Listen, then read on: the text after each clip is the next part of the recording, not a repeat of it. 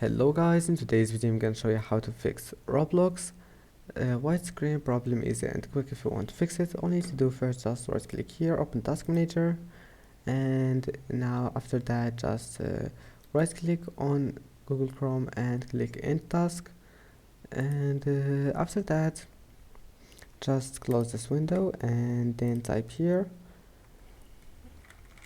and then type here apps and features. And before that, just try to launch Roblox, and if that doesn't fix your problem, just come back here and type here Roblox, and now click on it and click on install. And after uninstalling it, just type here run,